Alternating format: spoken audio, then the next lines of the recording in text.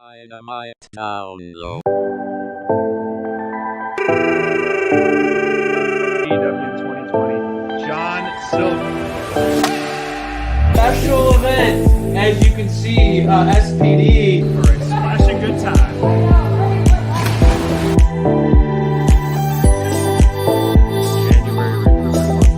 I come along, you know. I come along in the ring.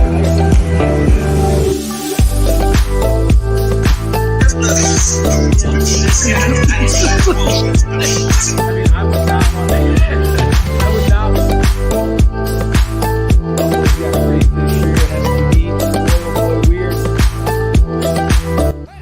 Welcome to Dynamite Download.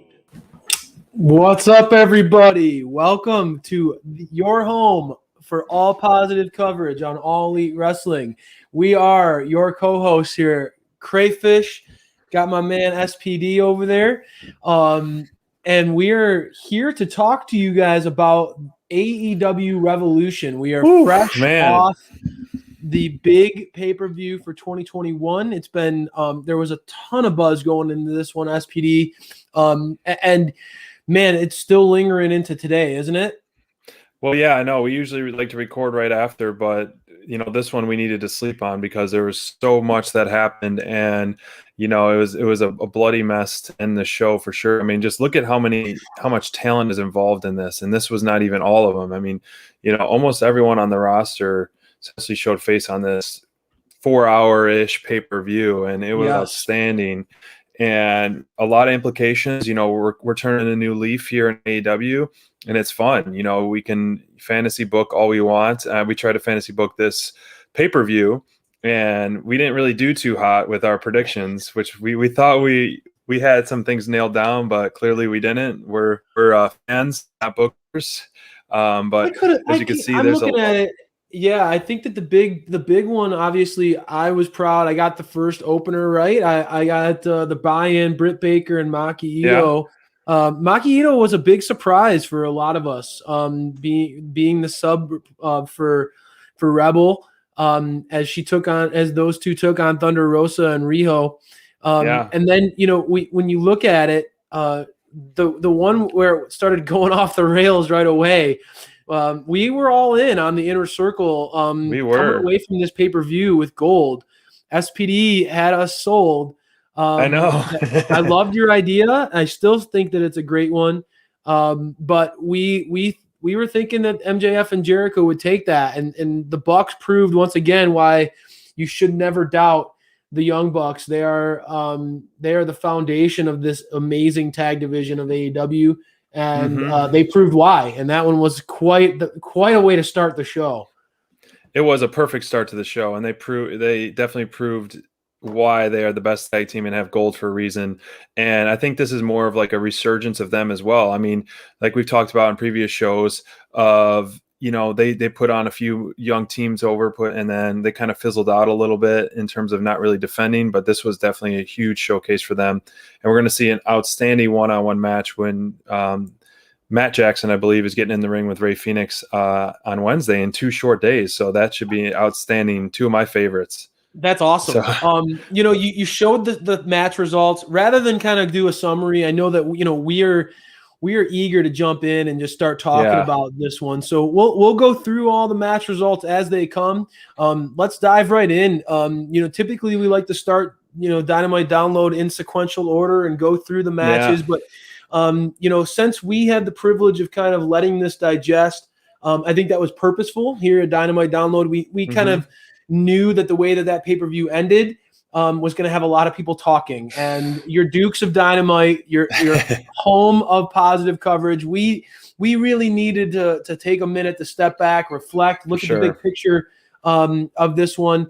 And we have to, SPD, I think, looking at the way that the Twitterverse is responding, we have to get into that main event. So although I love to talk Britt Baker, that's going to have to wait because everybody's chatting about a Moxley versus Omega and that exploding barbed wire death match. So SPD, why don't you jump in real quick? Was this first of all, before we even get into the the ramifications of what happened, and sort of the discussion afterwards that comes with it. Right. You're a Kenny Omega mark, and you love yourself, Kenny. sure. You are an advocate. You feel like he's one of the absolute best on the planet. Mhm. When you were watching this one, I was worried about you as far as the blood and the guts were concerned. What was your take on this match? Would this one hold up as an elite or a delete from you? Big picture, all things included. I mean, absolutely. Just before I dive in, big picture, absolutely elite. I mean, I had no idea what to expect. I've never seen anything like this, and it was cringeworthy at times to watch. I mean, right away we saw a lot of color out of Mox, and right away, I mean, it was brutal, and you could tell. I mean, wrestlers are outstanding at selling. They're actors essentially as well. A great acting skill.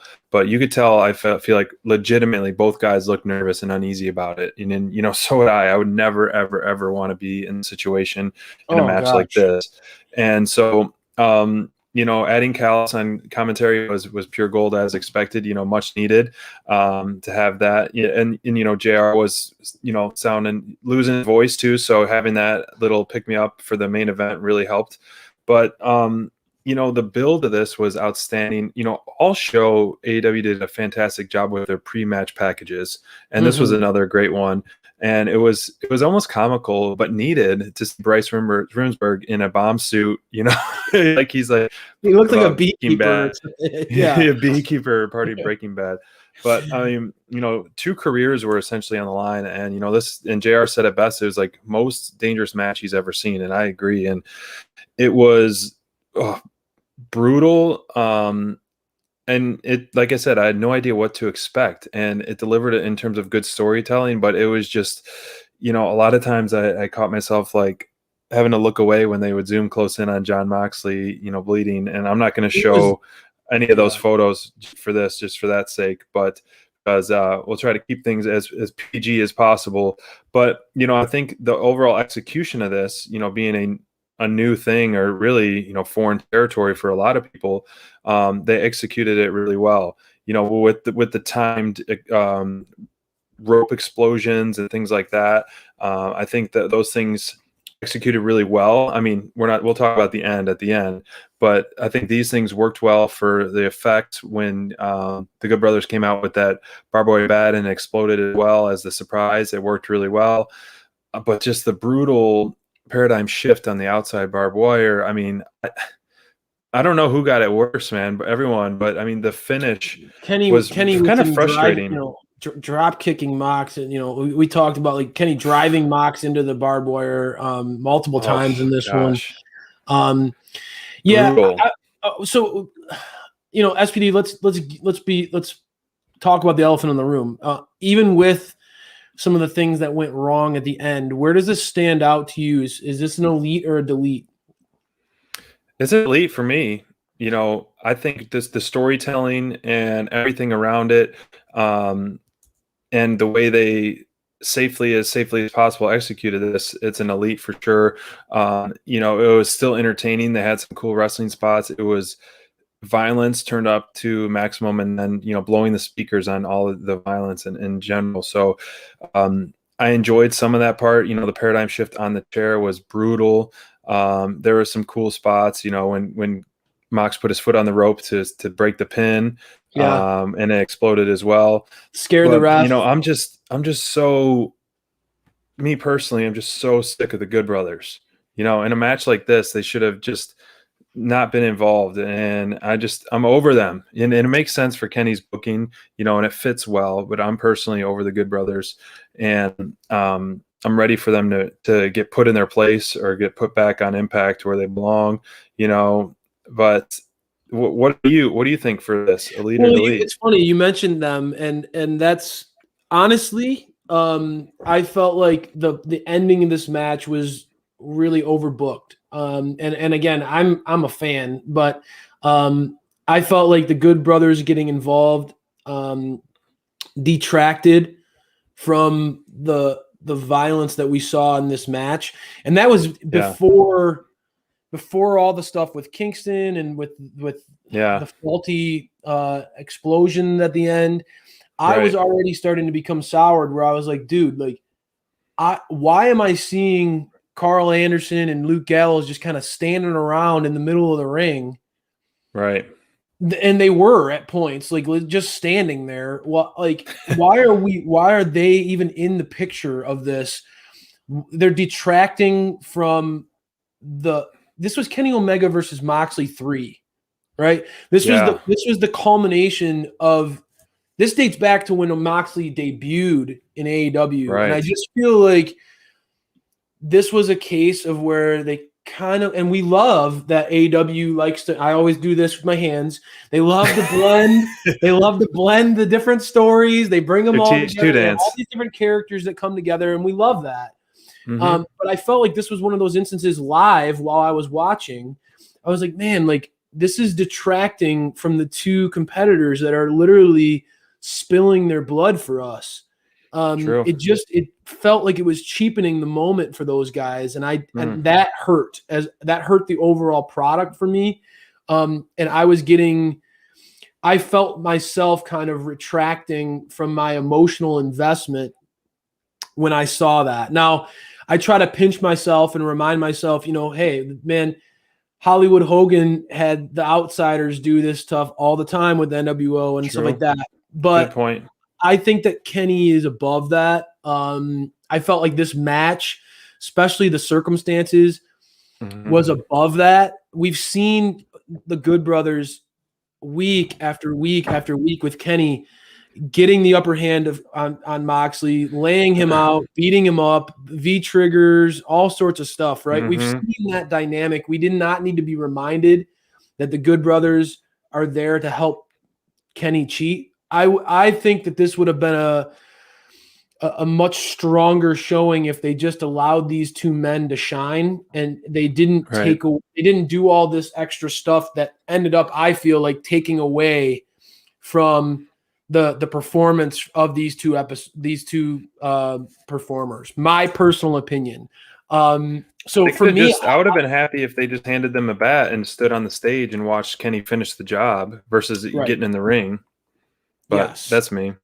Yeah, I honestly, this match is a delete from me, and it's not. Wow. I know it's shocking, with it being a main event and with the stakes that were on the line and with the people that were in it. I felt like this suffered from overbooking. I felt like the violence. I was expecting there to be a lot of violence in this match, but I don't. Looking at the way that things played out, I think that these two men are capable of incredible psychology. I felt like some of the way this match went detracted from that psychology. It just was a miss for me. To me, I felt like this, and that's. I know it's in hindsight now, looking back and seeing all the stuff, and I know that AEW is going to do a very nice job of navigating these waters. There are going to be a lot of critics. We've seen him come out for the way the match ended. I don't want to feel like I'm joining that crowd. I know what these guys are capable of, and these guys put themselves through a lot of suffering. In this match, to me it was brutal, but I felt like the overbooking at the end really, really hurt the end product of this match, and it's hard not to have that linger as the taste in your mouth when you see it. I think that these two guys are more than capable of carrying their own weight, and they just did not need all that extra shenanigans. And I hope that. This is a learning lesson for AEW. They're a very young company. True. Sometimes we can benefit from a less is more approach. Kenny Omega and Jon Moxley do not need all these other bells and whistles to put on an absolute barn burner of a match. True. And I feel like looking back on it, those extra bells and whistles that they tried to add to it actually hurt them in the long run. So it's a soft delete for me. I think that, I'm not going to pretend like I didn't enjoy moments of that match. I thought that they did a great job at times, but the violence was not. The blood from Moxley was hard to watch, and that's coming from a lifelong wrestling fan. That was really hard to watch. I was telling you, I was like, get this man a towel. Yeah, and I just feel like I'm looking at it just, man, when you look at the sacrifice and what the pain and suffering that these guys went through, I just think that the way that it played out didn't do them a lot of favors and didn't glorify this, like what they went through. And that to me is why, I think that they suffered from that overbooking. And I had a feeling that Kingston was starting to turn to defend Moxley with some of the I know stuff you called that a couple of weeks ago when we were there live. You were saying, when those two were battling and he got the clean pin, that like you could totally see him joining up with Mox. And I mean, we saw that at the end. And before we shift into the next match, because we could talk about this one, dissect it for hours. Absolutely. But we got to keep it moving. And what I'm going to say is, even though the shenanigans, the pyro, let's say, didn't go off according to plan, and some people are, creating hilarious videos with music and farts and things like that, which I love. And that's just more eyes on the product, like, to me, in a good way, if you look like that. But it doesn't matter. You talk about like sacrifice. No one else came out and sacrificed. If you're going to jump in front of a shooting gun to sacrifice someone, what if the gun malfunctions? You made the effort to sacrifice yourself for someone else. So Eddie did that, and that was, no one else did that. And so regardless of the result of if a bomb went off or if sparklers went off, he was willing to sacrifice it all for someone else. So that should be enough to honor and be, talked about, in my opinion. So well said. That's all I gotta say. And then, this one to me is, card worthy, which we were extremely excited about. That we'll go into the buy-in, which we got a free match with Thunder Rosa and teamed up with Rio and Dr. Britt Baker. And of course, the cowardly Reba or Rebel, whichever. So many people call it different things. I don't even know. I'm just going to call her the sidekick of the DMD. But we knew she would be looking for a doctor's note from a close friend. You called to get out of this match. Yep. And we got to see the debut of Maki Ito over here on U.S. television. So this one was definitely a fun one to watch. We were definitely excited for this. I loved it. Rio is so fun to watch for her size. You forget how good she is. And just the way, her strength and her jumps and her power and all that, and then of course, one of our fan favorites here at Dynamite Download, Thunder Rosa, who is so hard hitting, goes through the motions. Her theme song is just chills because, like I've said and tweeted out, I was like, as soon as you hear that, you're like, I'd be running for the hills too, because watch out, because you're in for a fight. No doubt. And you could tell Thunder was all business. And, Maki Ito, when she was doing her singing and dancing, like in showboating, she was not having that and did not want any part of that. But I loved it. And this told, you knew something like this would happen. So that's 2 strikes on Reba and against Thunder with the cheat to win for DMD to take the victory. That's Rebel 2 strikes. So Rebel was awesome in the way she played in this. No, match. She's been playing great. Ringside heel, that's exactly what you need out of a great heel, is like a 1-2 punch, someone on your side. We see it all the time. And so, I mean, MJF has Wardlow right now, and then who knows what's that's going to happen. Or he's had Wardlow this whole time, essentially. But, there was some great technical wrestling when finally Thunder and Britt Baker got in the ring together. It just shows how much we love that feud and how great the chemistry is between the two and how much we believe in that feud and how much we want so much more of it. We'll say it time and time again, every time we get a chance, that we deserve this feud. Thunder Rosa and Britt Baker deserves main event quality spotlight. And I think we're still in for it. I think it's coming, and rightfully deserved so. And so, I mean, this match to me was an elite for sure. I love the storytelling and the talent in the ring. I mean, this is your core of the women's division. And the way it turned out, if you had a clean win from Thunder and Rio, which they deserve to win, of course, then you don't have you wanting as much more. But when you have a dirty win and you have this photo up there, you want so much more. You want them to get justice. Like they didn't win fair and square, so you want to cheer for Rio and Thunder that much more the next round. So I absolutely. This one to me was no doubt elite for me. I thought like just from the get-go, Britt coming out, cutting an awesome promo, furthering the conspiracy theory against her, pushing that agenda. I thought that played very well. Maki Ito was a phenomenal like switcheroo that got a lot of people excited.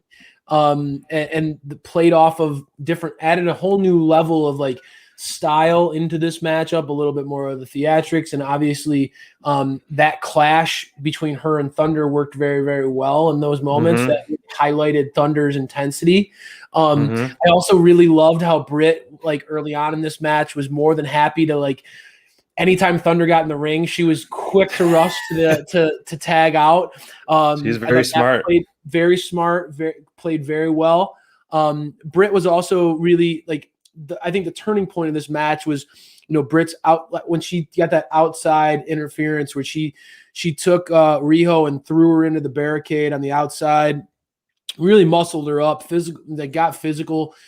Britt's offense in this one was really like impressive to me in the sense, she clearly is becoming more and more of a powerhouse. I think that kryptonite crunch or the air raid crash, that however you want to call it, that move is becoming quite a staple in her arsenal and really is impressive.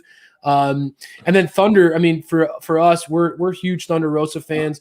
I think Thunder, her pacing, her and Riho work really, really well together, just because, Thunder has that power that we talk about. SPDD, I know you've talked about her being sort of one of the more pound for pound strong athletes in this company. But they both kind of push the pace. Riho is very much about like fast, quick offense, quick strikes, always moving. And I thought that really, really worked well with Thunder Rosa. I liked that pairing quite a bit. I got to also say, man, I'm very, very impressed with the way that the AEW is building this feud. I mean, this is an example of that long-term storytelling that we really love here in AEW. There's so many people who, like us, who are clamoring for Britt and Thunder to have that marquee matchup against each other, where there's a definitive winner. They continue to find ways, whether it's Rebel getting involved, whether in the women's tournament, we thought those two were it was just a matter of time for those two to match up.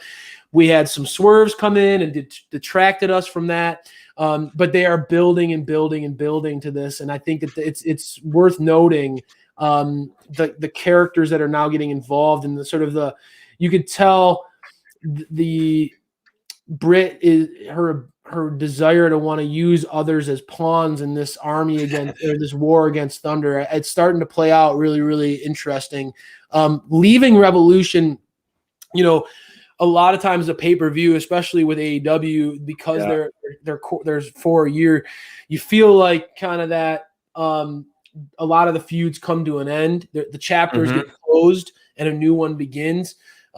This is an example where I think that this is not closed. This feud there's still a lot of meat left on the bone. There's still a lot of us out here who are really excited about where this can go. Very, very like this one to me, with this starting with the buy-in and then transitioning into the tag match. There's just not a better, I was talking about it with those of you on social. When you go from Britt Baker to MJF and Chris Jericho, there's just, when you talk about like just strutting out the world-class heels, it doesn't get better than that, bro. Like you're talking about three of some of the absolute best in the business when it comes to manipulating the fans, being being confident and backing it up. I was expecting MJF and Jericho to follow Britt's lead and pull off the W here. But they fell short. The Young Bucks, man, there was a point, dude, where like JR was just, this one's a super kick party. It's a slobber knocker. I mean, he was going all out. The Bucks were delivering. So like this one to me, is anytime the Bucks start a Dynamite, you and I talk about that. They always start the show off with incredible energy. Dude, this match was so good to me. It's a shame that Revolution kind of played out the way it ended, the way it did, because some of these earlier matches in the card are going to get forgotten about. And here at Dynamite Download, we want to make sure that doesn't happen. This match was an example of great storytelling, great star building. JR and the commentator team, man, were they putting over Wardlow huge. Yeah. Wardlow getting involved at multiple times in this, basically turning this into a handicap match. I mean, they were building him as a star. And then, dude, I mean, how often do you see, I mean, the offense they were putting MJF through and him kicking out? It took so much to put these guys away. Jericho's veteran knowledge was on display. With him scouting out the Young Bucks offense and being able to like kind of outsmart them at different times in this match. Yep. I felt like this was a great match that both teams delivered on. I was a huge fan of what we saw tonight with AEW Revolution. I felt like the Bucks, their heart was on display. We saw some of that with their promo work on Dynamite, right. Their passion. There was no giving up on that side, and there were multiple times where on both sides where I was like, man, this match is over, and it didn't happen. I thought this was one of the false finishes. This was one of the absolute best matches of the night for me, without a question. Hands down, elite. We are, I think unanimous elite. This was 4 of our favorites in the ring. With Young Bucks, obviously MJF and Jericho being the GOAT, and he's on my Mount Rushmore for sure. But, like you said, great way to start the show. Absolutely great way to start a show, especially we're starting singing this. I mean, the crowd was hot for that song, as always, as it will continue to be time and time again when there is a crowd. And, MJF and Chris Jericho just, I think, turned it up even more, their cockiness and their confidence. And to me, before the match even started with the ring announcements, I loved when Jericho grabbed the belt, raised the belt, and just had the biggest shit-eating grin ever because he grabs the tag belt from the ref and he's raising it above his head. I thought that was hilarious. I was laughing out loud at that. The heel work by MJF and Jericho throughout this match and Wardlow, I mean, they were playing it up, man. And the Bucks are such a great canvas for that because they're so easy to root for, those guys. Whether it's their offense just makes you want to like geek out and watch them and cheer for the super kick party that's coming, or just their never say die attitude. It was such a great contrast of heel and face in this match, and both teams were. I mean, they were on point that night. I mean, they brought it. Can't say enough of good things about that match. Huge. So many false finishes. Huge fan as well. And it was great when MJF was just literally slobbering and he got it in, a true slobber knocker, super kick to the face. I talked about it with you too. I mean, like, this was the most active we've seen Wardlow in a while ringside, and it was a lot of fun to see. So that's going to play into, I feel like, the upcoming announcement that they did later in the show, how they, their Inner Circle War Council with the keyword war, is they're going to be changing to the guard, someone maybe going to lead the charge. And I had to, because this pay-per-view is so stacked, I'm like, who took the pin? I couldn't figure it out. And it was Jericho that ended up taking the pin. So I think that's probably why MJF was a little bit more sour in that interview backstage promo. But this was, I think Jericho looked absolutely amazing. He looked like he's getting better over the past few months. His in-ring work has been really great, and like he's taking some high bumps, high risk maneuvers, and doing some great stuff. And the timing of the Young Bucks has just been spot on. Their finisher was so cool and spot on. It's fun. It just was a reminder, not that we need one. It's just how great the Young Bucks are, and they are just like a mirror image of each other in the ring when they're doing that tandem stuff. It literally is so on point and so on cue, like they're not missing a beat. Like their kicks are timed, their flips are timed, their backflips are timed, through the ropes timed. Everything is just so spot on. Granted, your brothers, your blood, and you've been doing this for years, but still, they are just, you're gonna mess up here and there, but these guys look so fluid always, man. And I can't say enough great stuff. I've become a huge Matt Jackson fan, and I mean, like both of these brothers are incredible. I've become a Matt Jackson. Like whenever I see him work, I've really started to lean into how good he stands out. But both of these guys, that you're right, man. Like these brothers, they're so fluid. I thought that Nick in particular in this match impressed me, and that I want to compliment him on that because it's very easy for me to see the goodness in Matt Jackson, his intensity. Nick is more like the laid back brother, the cool brother, you know? Yeah, Matt's more vocal. Yes. And I felt like Nick really showed out in this match. Some of his offense that he was delivering, he was on a roll. So I can't disagree, brother. I think that this match, again, fresh off the heels of the buy-in, this one did not disappoint. Just the absolute back and forth, the false finishes, the incredible heel work, the playing of the emotions with Wardlow getting involved at multiple times during this one. Yeah. This was hard hitting, and it's one of those matches that I feel like the AEW fans should be complimenting. And if you're a fan out there that's kind of frustrated with the negative backlash, the sort of the bitter taste in people's mouths after AEW Revolution with that finish, this is one of those matches you should definitely go back, push this one, remind people of how dang good this one was, because both sides, I mean, every box was checked in this match, man. Teamwork, character work, heel versus babyface.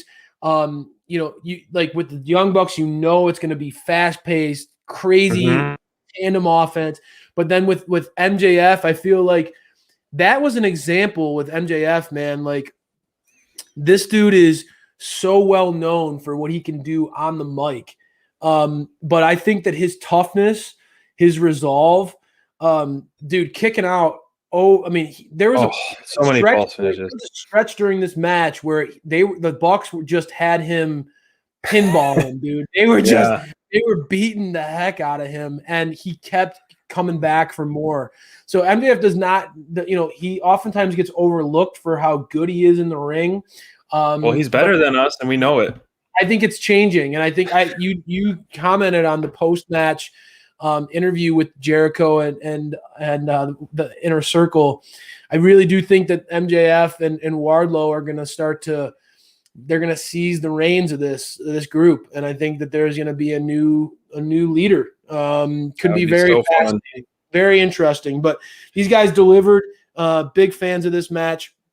And I think that, the AEW tag division is still the focal point for me as a fan. I think that this division is absolutely, to me, there was a period in this match, this tag team battle royal, where we were like, dang, dude, this is unbelievable. And then we started talking about all the teams that had still yet to come out, all the talent that still was to come. Such a showcase of variety. And that's what, again, this division gives you. If you're a high flyer fan, you can have you have Private Party out there. You have some of these these younger teams like Top Flight. You have all these sort of crews that are young, talented. We saw Phoenix and Pac involved in this match, and they obviously came out on top, which I was very happy about.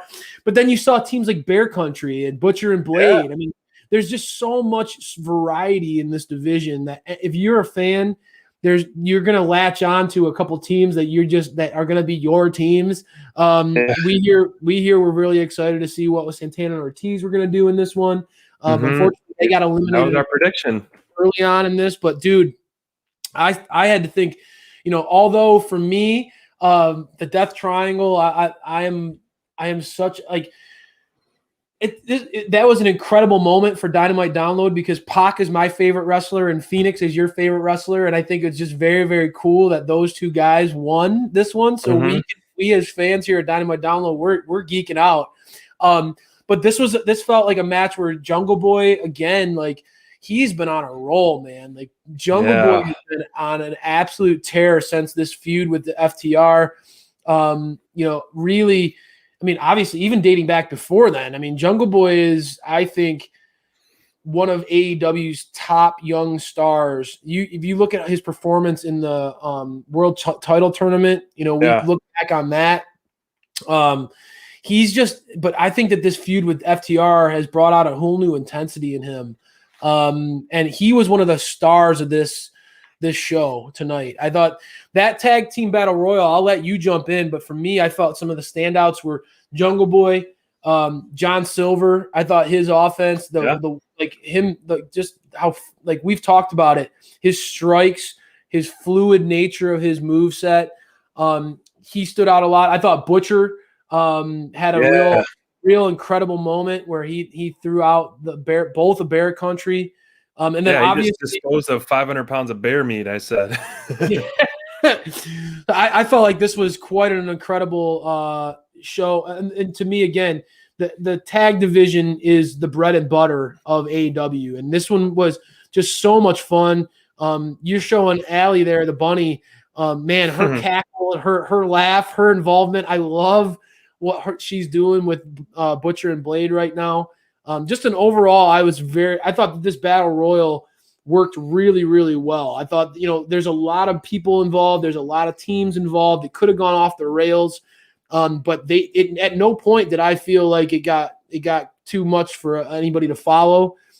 I thought this was an incredible match, and I love seeing the finish. I thought the finish was an absolute home run. You start to have all those characters fall by the wayside, and you get to see Phoenix. There's a Jungle Boy at the end. That was, I don't know, man. I thought that was a showcase of some exciting young talent that they have on that roster, man. I mean, you almost said it all, but I mean, some of my showcases for sure, it was paced very well, and who doesn't love a battle royal? I mean, it's just chaotic. You get to feature a lot, and even a tag team one, because AEW has the best tag division in the entire world. And tonight and we didn't even get to see your fan favorites FTR. They're busy whooping butt last Dynamite, and so 15 solid tag teams in this match. Plus, wow. I mean, the Young Bucks are in a different match. You paired up MJF and that Chris Jericho plus FTR wasn't in the match. So I mean, AEW is equipped with probably 15 to 20 solid tags that are tags, not just two random guys that are just paired up for one night, essentially. Oh, dude, this division is so deep. Jurassic Express really looked amazing to me. They're a big standout, and I think AEW needs a strong babyface tag team right now, other than the Young Bucks. And so they have been teetering on that, and I think this is really going to start elevating them for sure. And it was really fun to see Dustin Rhodes, go on quite a tear. And there's going to be an interesting story there, how QT Marshall just eliminated himself because he was pissed off that Dustin eliminate the Gun Club. But, like the announcers say, and about Royal, every man for themselves. You got to look out. There's, we saw 3 teams of the Dark Order in there, and they kind of they coexisted for as much as they could. And I love that Silver and Reynolds were one of the last teams, if not the last team, to come. And Silver and Reynolds both looked great. Reynolds with that tombstone double knee. It was like he double kneed someone and tombstone at the same time was great. And, one thing I've been loving now about the Bear Country, which they're slowly starting to grow on me, is when Bear Bronson, I think it is, always picks up 2 guys. He's picked up 2 guys in almost every one of the matches I've seen as of late and done some kind of move. And he did it even with Mbadu on Dark, I believe, 2 weeks ago. But when Bear Country and Butcher and Blade get in a match, it's going to be an absolute physical. I think they should do some kind of, backyard street fight type of thing, because Butcher and Blade are used to those bunkhouse brawls, those no falls everywhere, and they're coming out with those chairs always to interrupt the Bear Country. So a physical hardcore match with those 4 guys would be a lot of fun to watch. And of course, Phoenix and Pac are just 2 of the best in the world, and I can't wait. I can't. That's like a dream come true. I love the Young Bucks style, and of course I love Ray Phoenix, and so this is just going to be a showcase on what wrestling is all about, and I can't even wait for that. This was a lot of fun. Like I said, a lot of things come out of this in terms of what you want to see moving forward. Like you said, closing the book, opening or turning the page to a new chapter. Now we're on the road to Double or Nothing, which we have months to build to, so you can start setting up some new feuds, refreshing the eyes or the new eyes that were on the product this week. And, It was an outstanding match. And what was unfortunate, we're going to talk about the women's match next, which was kind of strange, but we were hoping for. We picked Shida to retain, but you have this whole build of a tournament, and ultimately we thought we were going to have a new champion because of a tournament. And we love tournaments. We've seen tournaments before pan out that way. That's how how Kenny Omega got his title shot, and now ultimately he is the champion. But we saw Shida versus Ryo Mizunami, which was a very, very physical match. And, the announcers did a good job really hyping up Shida in terms of her being the longest reigning champ in AEW. She's had the title for 288 days. And this match was, she's at 13 straight wins. This match was very physical. I loved how it went outside. Rattling off some facts on Shida, bro. I had to write those down because I like to throw in those fact checks for sure.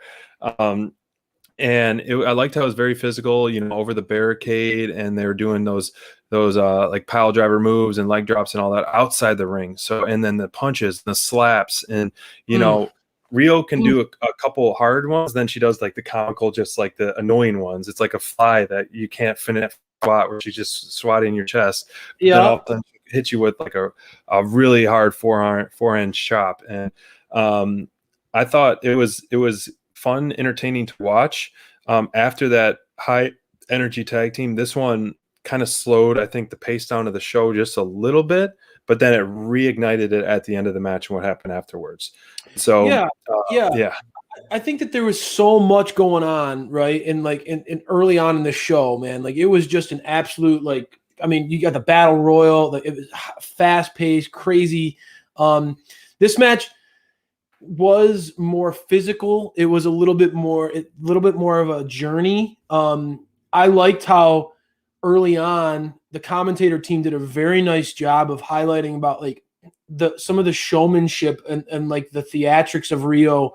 What a disrespectful action that was toward the champion. Like building off of like, okay, like, yeah, this is her style of being silly and like entertaining the fans, but also like weaving that into a psychology of a fight and how like when you are, because we think about, you go back in some of boxing's greatest icons about, the shuffling and dancing and doing all sorts of stuff. Oh, like a butterfly, sting like a bee. That's right.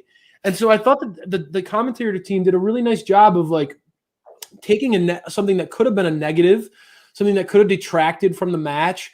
Right. Like some of those, like you said, some of those like silly slaps that Ryo was throwing, and made them amplified it so that it was, no, this is a good thing about the fight, and it actually added a little bit more heat to it. I think as the match wore on, and it became proof that this was not going to be an easy fight for either one of these women.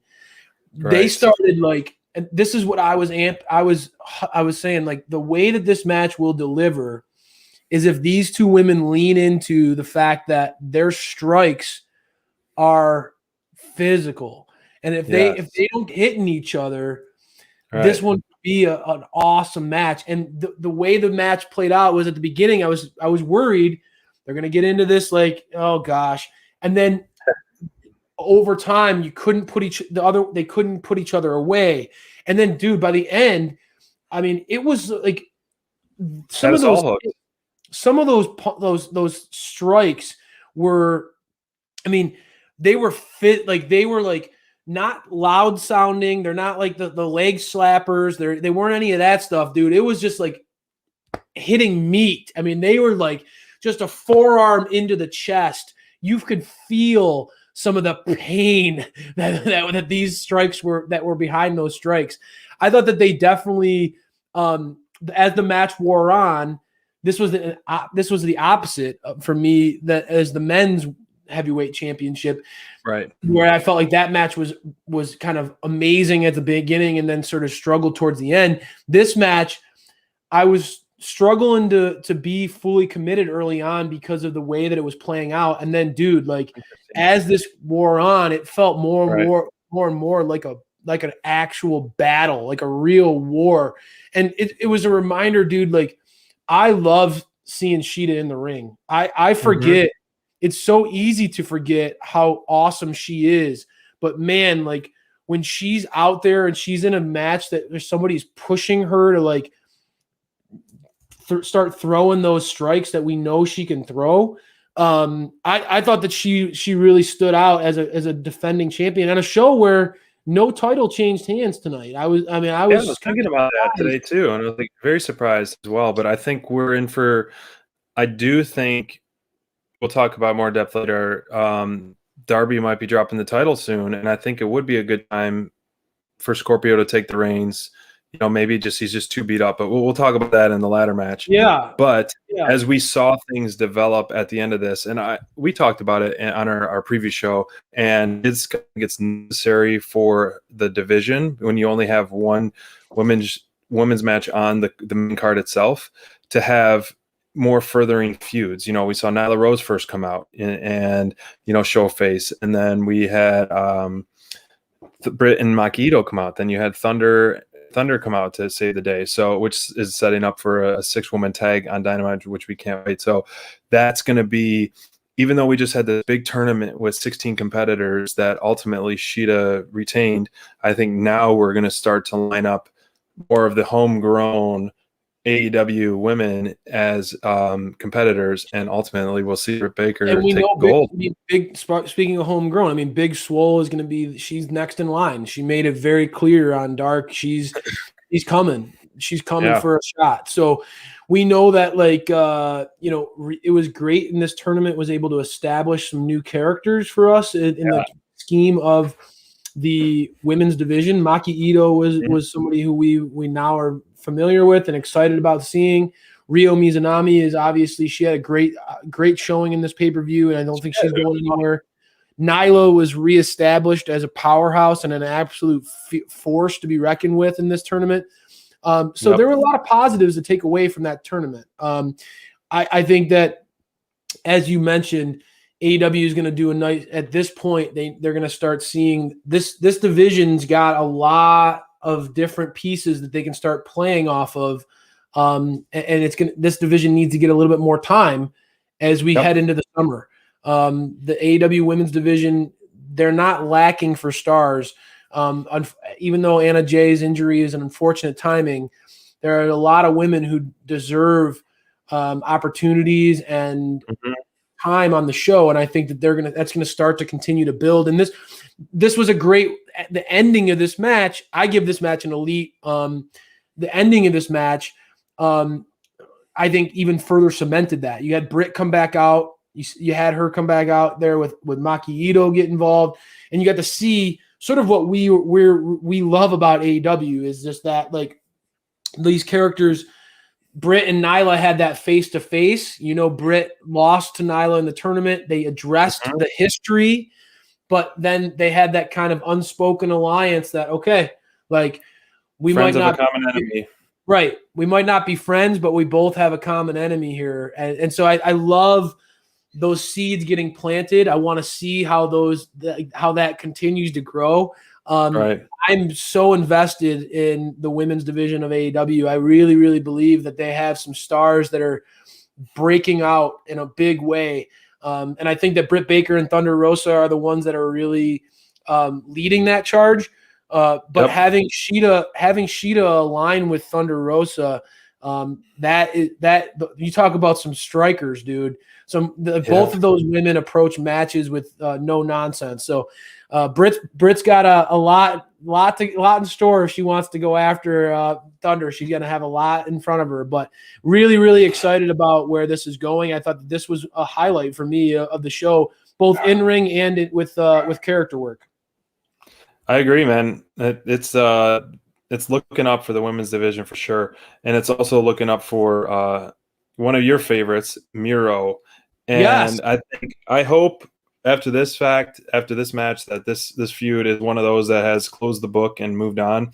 I absolutely loved Miro on Dark on Saturday, how he was cutting promos and laying a whooping on Charles Taylor, and then he did it again. The backstage, it was a nice swerve, nice twist to the open air start of the match where they do the interview and he has a backstage, and he's hit my music, and so intensity is something we saw on day one from his debut here in AEW, and then we saw it kind of fizzle out. Then we saw it again and fizzle out. It's been this constant highs and lows, peaks and valleys, and I think we just need to push the gas with him. And he's talking some smack on Twitter to Kenny Omega, and I think we just, in even more out of closing the chapter of this, I hope that they address that, how Miro pushed Orange Cassidy into Penelope, and he didn't care. He was almost like laughing it off and just, more focused on the beatdown in a way. So maybe that can play swerve into that, and then he can kind of break free from that. Yeah. So I don't think Miro needs him necessarily, but it will be fine with me if they keep working together for the time being. And Miro's the more focus of in-ring work on the promo, and Kip's kind of just like the ringside sidekick for now. And, Orange Cassidy, it was nice to see his dominance too for a while, finally show up and go on a quick run. But that was long. It was short-lived for sure, because Miro put quite the whooping down on Charles Taylor and Best Friends. And it was what definitely needed to happen. I think we all agreed on Miro, and Kip taking the victory over the Best Friends, even though at one time Orange Cassidy and Best Friends were the hottest babyface team in the company. So I think both these teams should go their separate ways, and Miro should start ascending to the top. And Miro's definitely new. They got some stuff in store for Miro, man. They definitely got some stuff in store for Miro. You could hear throughout this match, dude. When Jim Ross gets an opportunity, he was earlier in the night with Wardlow. When he sees a big hoss, and he just gets to see a big fella beating somebody up, JR loves that, dude. You just know he was really loving seeing Miro's intensity in this one. I mean, he was hyping up, at one point even Shivani was just like, he's just a badass, man. That's all he could say about Miro. It was just, that was all they were reduced to, was just, damn, he's a badass. His physicality, I loved the way that this match started. I was texting you, man. I loved that before the match even started, Miro just putting a beating backstage on these guys. Yeah, as so fans of Miro, as a fan of Miro, I believe that really this is the side of Miro that will get other fans to come around to him. Now, obviously, the dude's he's very funny and laid back and cool as a person outside the ring, but this is the Miro that is gonna, I think people are gonna recognize, wow, this dude can go. I mean, he's a big boy, but he's got a lot of gas in his tank. He's got great stamina, and his display of power and intensity when he's dialed in. I think that AEW's got a real star on their hands with him. I really, really do. I think obviously some of that goes into how he's presented, but because, like you said, we've seen a lot of these stop and go moments with Miro. But off the heels of that performance, and sort of him putting the entire AEW roster on notice that the fun and games are over. Good. That's what we want. I think that there's a lot of upside to where this could go. And I think that Miro makes for a very convincing challenger. That said, we know where Miro is kind of him establishing his dominance in this match. It goes a long way in where his trajectory is going. But the Best Friends really feel like after such a dominating beating, they really, really miss Trent. I as a fan, you and I talk about this. Trent, to me, is the workhorse of that group. That dude is an absolute stud. I love what he can do in the ring. I think that the Best Friends are going to need to recollect a little bit. And kind of figure out where they're going to go with knowing that Trent still has some time to recover. This one definitely feels like the end of a chapter. And I think there's going to be moving. These groups are going to be moving in different directions for sure. So what do you think, real quick? What if this came off the cusp, but Best Friends feuding with the Acclaimed once the Acclaimed gets healthy? Oh, dude, I mean, a young, awesome heel team versus a hot, potential great babyface team. So I think, you have a star I think that would be a great feud. I'm all for it. You know that I like what I'm seeing out of the Acclaimed. I like where that's headed. Put 'em up. I love what Max Caster's doing. I think that dude is a legitimate star. I think that he's definitely killing it. Big fan of what I'm seeing out of him, and I do believe that the Acclaimed have a bright future. I think that for me, the path for the best friends is definitely a little less clear than what I'm seeing for what Miro and Kip got going forward. I think that the AEW is going to go all in on Miro kind of being a wrecking crew, and that might even, like you talked about, it might even come at the expense of his partner and his best friend, Kip. He could end up. Kip could take offense to what happened in this last match, and Miro could show he doesn't really have anything. He has no repercussions, no conscience towards what happened. I think that Miro is dialed in and ready to. There's a lot of haters on Miro right now talking about, like, you know, his career and where he's going and how he's, you know, he went from being like, you know, this guy, a top star, and now he's kind of just hanging out.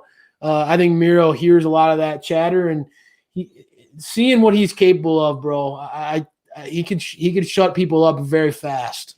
Let's not spoil the thunder, but we're going to have a special booking by Bonds on our Friday night show where he's going to dive into how he would book Miro, one of his favorites. Oh, God. Our head writer Bonds is a diehard Miro fan, so I can't wait to hear what he has to say.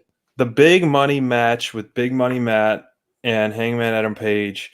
You know, I've been loving this side of Big Money Matt, and now he's the broke in Matt Hardy right now, and he is the no money Matt. He is the no money Matt for sure right now. And if whoever watched BTE this morning, Hangman and the Dark Order were celebrating. The Dark Order took Hangman's credit card and we're buying him some whiskey and some other things that you'll find out if you watch the show.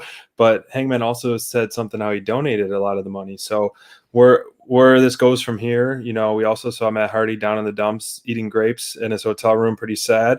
And so I think the no money Matt persona is going to be just as good as Big Money Matt, and ultimately he'll get some money back by making some great bets, I believe, and with Private Party and TH2, the debt collectors, on the side. But I like this match, man. It's another one of those that, you know, it took to the outside, and Hardy just was working on the hands, the heel moves, and you know, smashing the fingers between the steel steps, and the moonsault that Hangman did off the top ropes is always impressive. Like, you know, we've seen other superstars do it, but just Hangman, I don't know, I just love his moonsault off the top turnbuckle. It's so great, and Hangman's the way this Hangman's offense is quickly becoming one of the more exciting. I mean, like, I don't know, man. He's, when it comes to an all-around performer, Hangman is like as good as it gets right now. I mean, I think he's quickly kind of becoming a rugged. He reminds me a lot of like a more rugged version of Kenny. Like he has a lot of fuel in the tank. You know, like that dude can go. His strikes are always just like super physical, super like on point.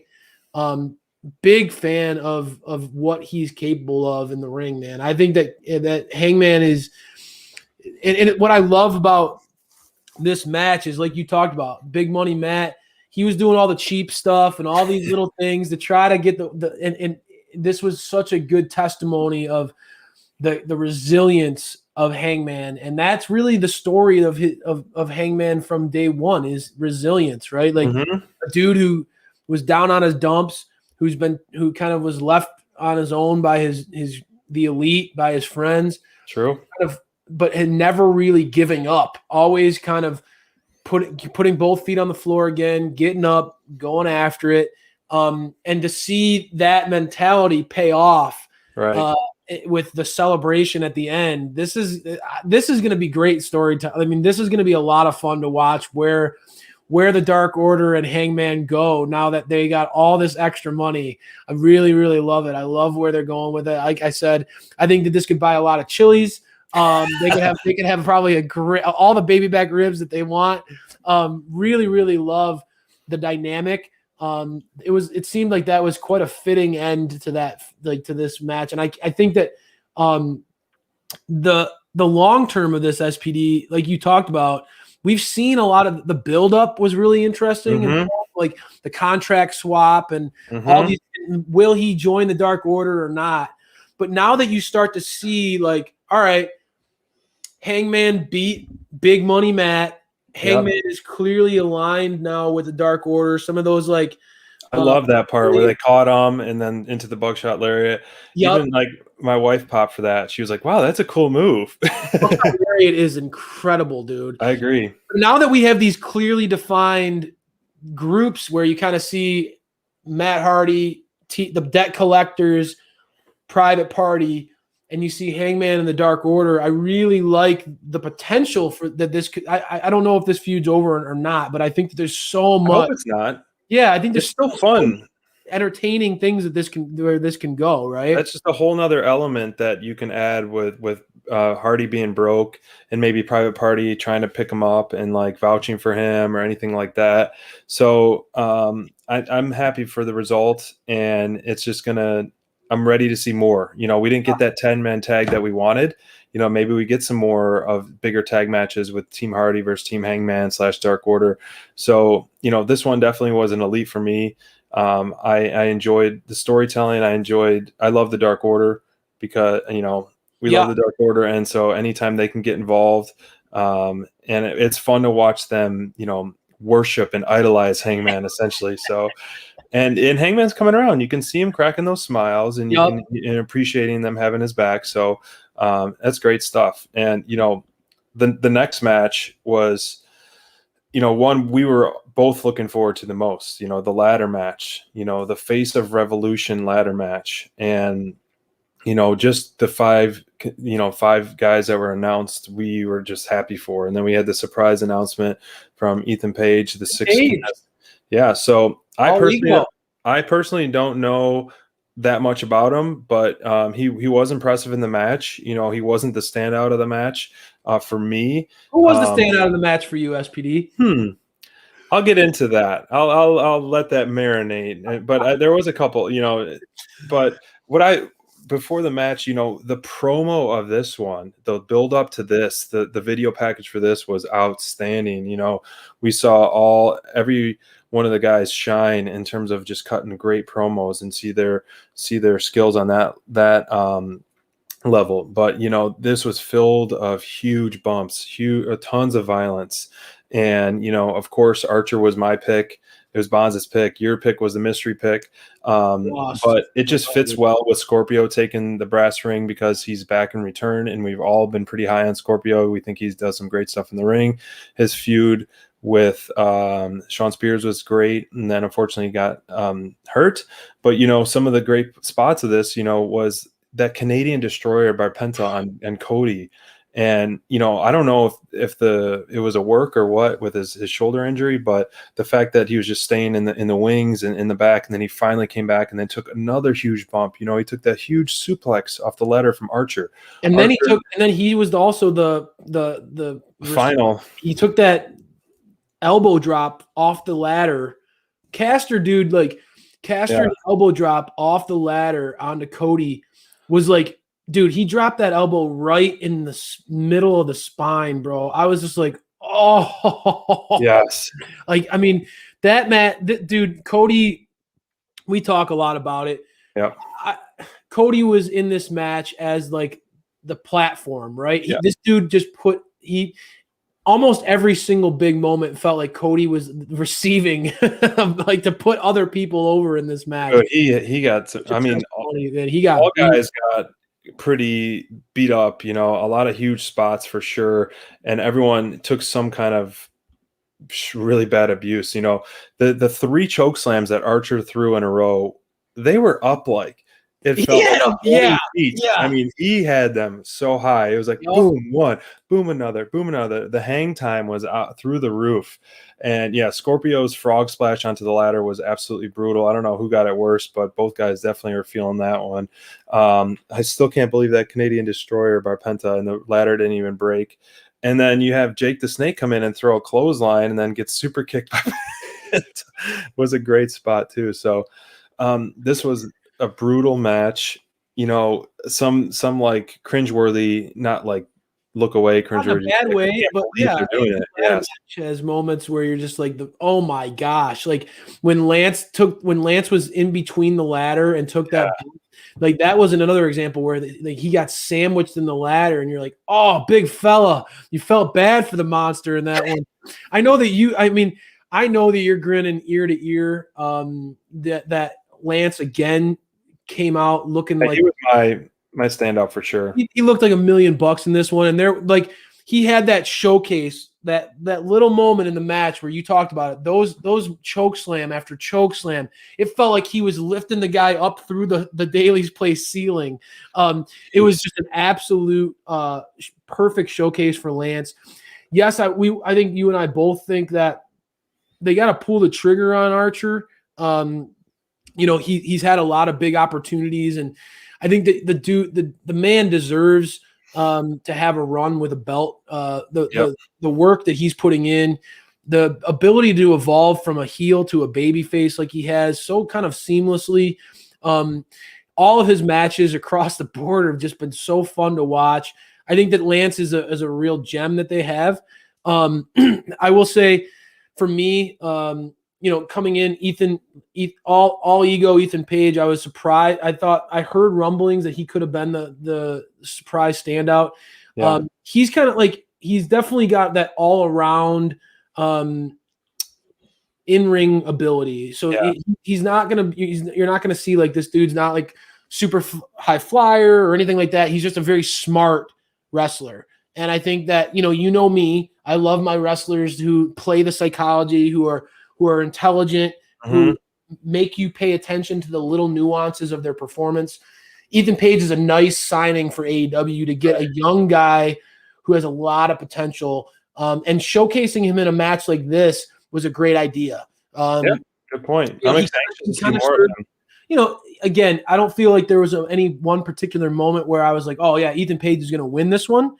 But just like I talked to you about leading up into this match where Max Caster felt like such a nice addition, you need to have some of those guys who can be a great base, who are really like, dude, like who can take and give offense to big and small opponents. And both those guys, and Ethan Page was able to do that.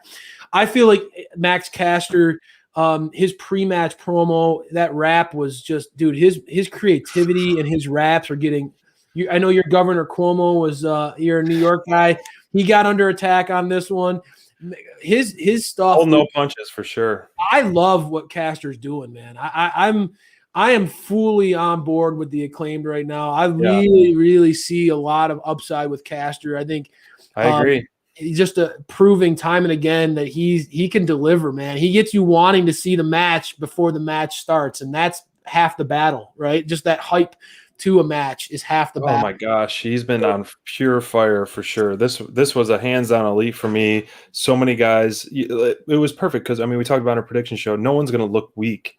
You know, everyone, even you're taking these heavy bumps, you're going to come out looking strong because you can handle those bumps. Like Cody didn't have that many high spots, and he had, you know, a couple flubs, but who cares? Like you're in a physical match, and he's going over for these guys. Like he doesn't have to be doing these stuff, but he is. He's leading by example, and I love that. And hopefully now that I feel like we can get Penta realigned with the Death Triangle and help support them to win gold down the line, get the Death Triangle run that we want to see. Golden Triangle, as I That's right, the Golden Crayfish, Triangle. Nothing would make Crayfish happier than the Golden Triangle happening in AEW. And Lance pursuing gold again. But let's talk about gold, man. I feel like we've slighted Scorpio Sky enough in this recap. This man needs to have a little love, man. Let's hype up that what an accomplishment this was for him. You know, for me, before I've always known that Scorpio, you and I have talked about it. I've always known that Scorpio is one of TK's guys. He's always seen something in Scorpio. He's just a genuinely good dude to root for. And I think that, you know, I've always waited for like, okay, when are they going to pull the trigger on it? Because I always knew that Tony liked Scorpio. Right. This was such a great way for them to do that, right? A ladder match really is a great, like, just a great forum for Scorpio Mhm. to show what he's capable of, how athletic this dude is. I really thought that Scorpio, again, with the extra edge that I know you really are liking this new side of Scorpio Sky, having a little bit more confidence, having a little bit more arrogance to him. And I think that the podcasting has really done well for him. I think that Scorpio was always one of those guys, being paired up with SCU, he was always one of those guys who was a workhorse in the ring, who all of us, when you see Scorpio perform, you say, dude, this guy's got the look. This guy can kill it in the ring. He's such an incredible athlete, but he always came off as a little bland from a personality standpoint. And this new confidence, this new, I think, comfortable, this talent that he's gained from doing podcasting and things like that, being a little bit more uncomfortable in front of the microphone has done wonders for him. And I really am excited to see where he can go. Where a Scorpio Sky who can cut a good promo, that's a star right there, brother. I mean, that's a star, undeniable. This will be a good. I completely agree, man. I've been high on Scorpio a lot, and the standout was, like I said earlier, was the feud with Spears and him, his solo run there. That was the standout that really made me a huge fan of him, and realized like this guy is a total package. He's like the look, his body style, his in-ring work, and he could be a face of a company. He's got a great persona. So if he's going to be going heel or is he going to go baby, we don't know. I was paying close attention. He did come out of the babyface side of the ring, and he went out the babyface side. So okay, well, this will be the good transition question to our last segment, the street fight. Do you think Scorpio will win the title, or yes or no? And if no, is Darby going to be well enough to compete, or is he going to have to forfeit the title? Because Tony Khan said that on Unrestricted. Yeah. So here's two ways you can go, right? I think with Scorpio's newfound cockiness, you could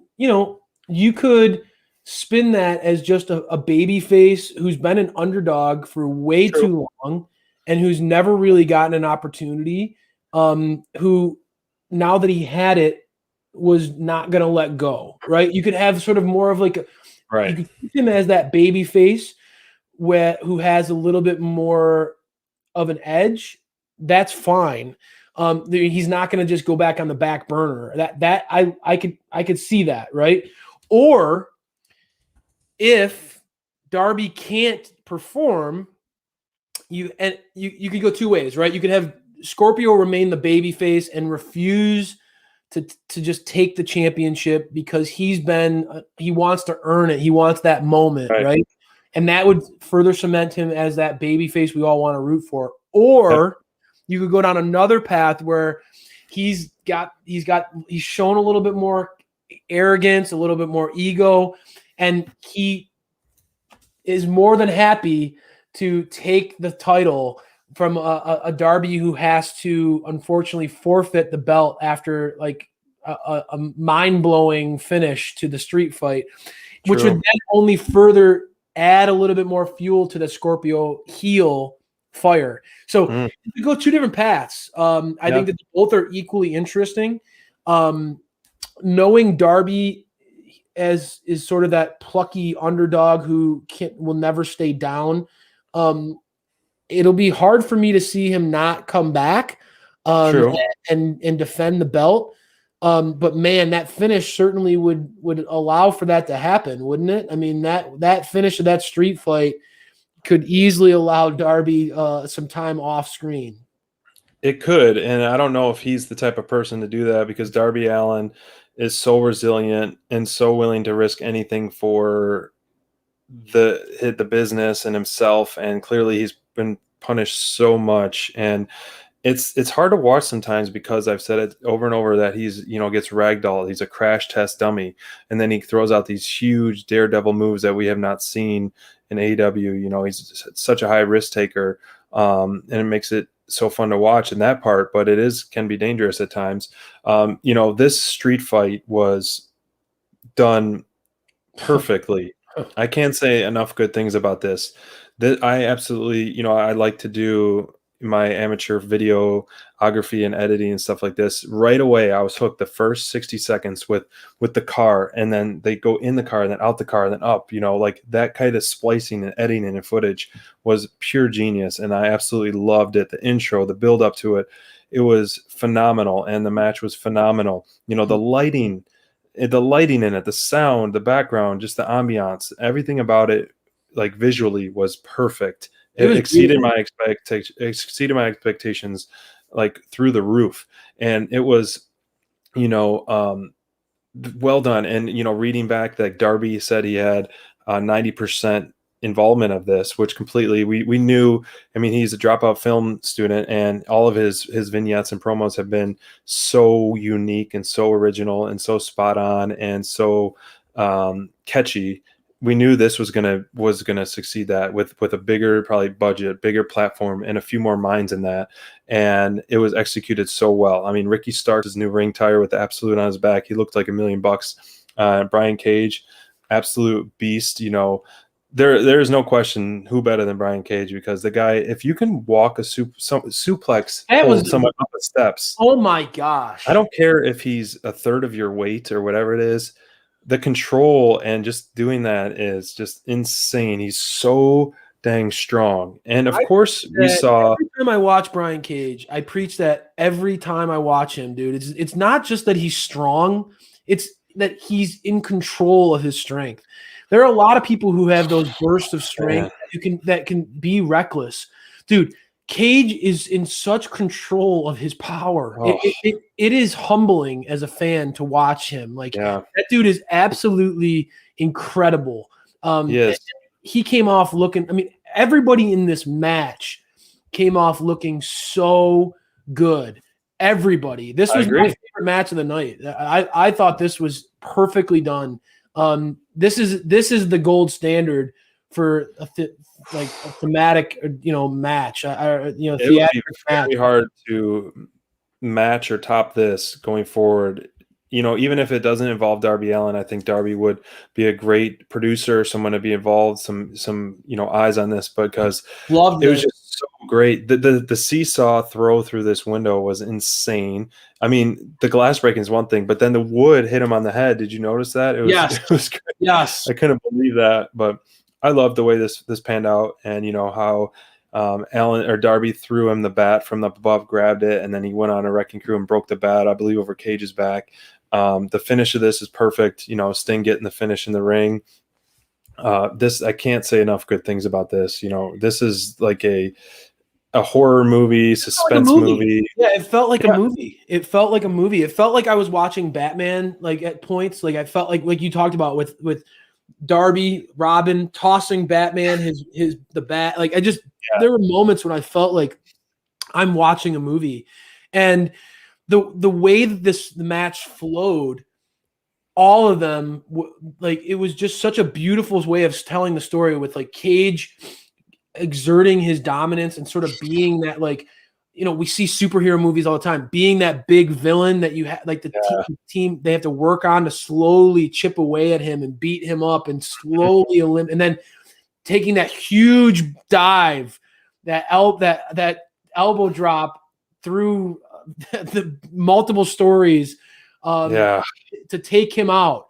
It felt like one of the, this was so beautifully executed, where the story was purposeful. The characters built up along the way. Starks played that perfect foil to Sting, to allow Sting to really look like $1 million, and that's a testimony to Starks and what a pro he is. And that just even the involvement of Team Taz. We just talked we were wondering if they would get involved and things like that. Absolutely loved all of it. I thought that this was, to me, again, I thought this was the match of the night. All four competitors looked absolutely incredible in this. The storytelling, this is the type of match, this is something that I hope, again, fans appreciate this, because you don't get to see. We were worried about so many different things the way this could have played out. Was Sting going to be able to look good and he takes some of those physical moves, and how are they going to keep Team Taz looking strong in this and all of it, dude. Walking away from this match, I was so happy as a fan. I just thought it was perfectly done. Darby's creativity as a producer of this, a director, unbelievable, off the charts, man. Completely off the charts, and that is why Darby Allin is my top performer of the night.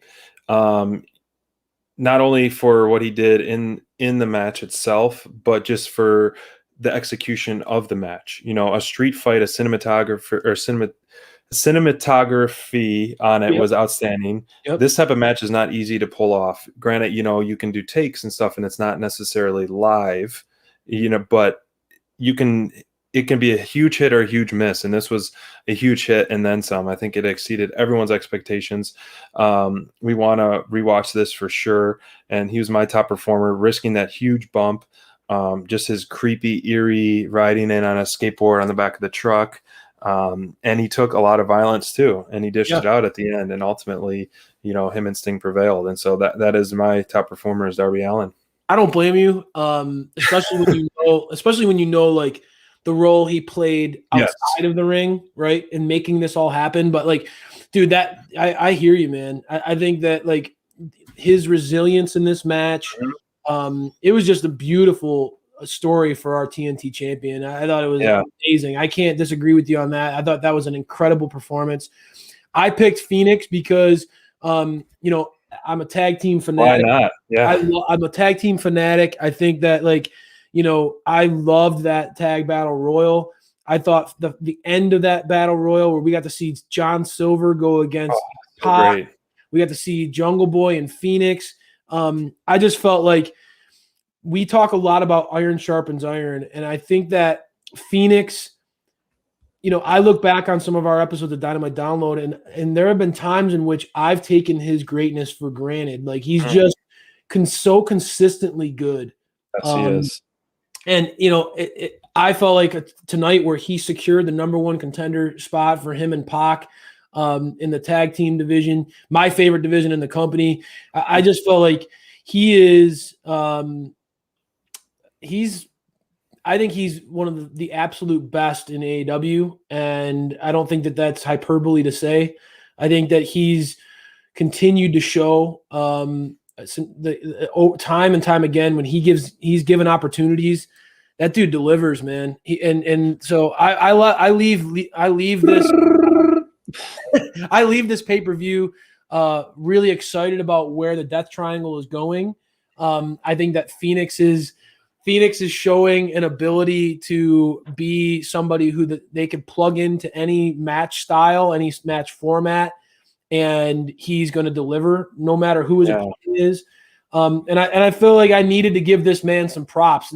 What we've seen out of him in 2021, culminating at this pay-per-view, this is a superstar. And I feel like I rotate between Phoenix and Archer as my top performers of the night, rightfully so. I mean, those are my top two favorite guys in AEW right now, period. And it's just incredible to me. Like every time he goes through those ropes, he gets farther and farther into the crowd over the barricade. I know. First he'll hit it, and then he'll straddle it, and then yesterday he went over into the crowd. Yes. Like to be that fearless and gutsy to do something like that is just unbelievable, the stuff he can do. And he could not put on a bad match. And I'm like very excited for Wednesday night. I think, we could either address it on Wednesday night, Dynamite Download episode 25, or on Friday Night Flights and Fights, where we can say new feuds starting. Where do we see, which ones do we officially kind of see close the books on, and which ones do we want to see open the books on and further for the next leading up to the next couple months. So I think that'd be a good topic to talk about. And this pay-per-view was outstanding. It was tough shoes to fill because last year's Revolution was through the roof outstanding. Yeah. And this one is one we're going to be talking about for a while. And, before we ride off into the sunset, I mean, the biggest elephant in the room was your, Christian signing, Christian Cage. And so we were all going, everyone on social media, this was the hot topic. Who's it going to be? Who's it going to be? And everyone's debunking all the conspiracy theories and this. And then you see different people, CM Punk saying it's not him, Batista coming out saying it's not him, Angle doing that teaser video. I wanted CM Punk. I picked Angle. We all kind of, Christian was on the radar. Bonds was a huge Christian fan. And I'm all happy for it. I just wish, the only thing is I wish he got in the mic and cut a promo or did something more climactic, but I think he has a lot to give. And Bonds did a great job on our Twitter reminding people he was Christian Cage before he was Christian, and the run he did before he was in WWE, which was an amazing stuff. And so I think he has a lot to bring to the AEW team, and it's going to be so fun to watch, and the addition is just making this an even better and better company. Well, I love too that Christian can still go in the ring. Yeah. But AEW is hiring a lot of guys who have a mind for the business, and so they can help. Again, you're starting a new company, man. Like it makes a lot of sense to get guys who can help contribute and teach and offer mentorship. I think that Christian's a great example of that. And for me, man, as long as he was in WWE, Christian was always going to be Edge's little brother. He's always going to be an Edge's shadow. True. We've seen what Christian can do and impact when he broke away for a while and had his run there. This dude is more than capable of carrying a top shelf feud. So I thought that, like, obviously, there were a lot of names. You throw out names all over. I was all over the place. Is it going to be Pee Wee Herman? We even said. Is it going to be Brock Lesnar? Is it going to be Pee Wee Herman? It could be anybody. But I felt like Christian was a very safe, solid addition to the AEW roster. Somebody who they can trust to be a good ambassador. I know SPD, you're always big on the ambassadorship that these people can bring. Christian is somebody who will be more than happy to do interviews with media, represents the company very, very well. And no moment is going to be too big for Christian. And that's the thing, dude. This guy has been through tag division, world heavyweight championship. He's done it all. Intercontinental, anything that you want to throw at this dude. He's shown an ability to make it work. And that is a testimony of being a pro's pro. It's weaving gold out of garbage, right? And that's something I think that Christian will be able to help teach some of the young professionals that are coming. So, and not to mention, dude, when you got a guy like him who's shown an ability to have a little bit of an ego himself, I'm excited to see him interact with the MJFs and Max Casters and Jericho and all these people in AEW who we've seen start to develop these big personalities. Christian's ability to be a babyface or a heel, be good at both. Right. Again, very, very important when you inject somebody like this into your landscape, into your roster. You need somebody who can be flexible like that. Christian has shown he can be a good guy. He can be a bad guy. It doesn't matter. A tag team guy, a singles competitor, he can do it all. So I thought this was a good pick by them. And again, for me, AEW delivered on that. I think that there's really a lot to love about AEW Revolution. I hope that the narrative remains a positive one. It's going to be here at AEW. The pay-per-view is outstanding. Absolutely. That your team here, all the people who were able to join us and all those who are watching this, know that we are excited to see what's going to happen in just a couple days here at Dynamite. So soon.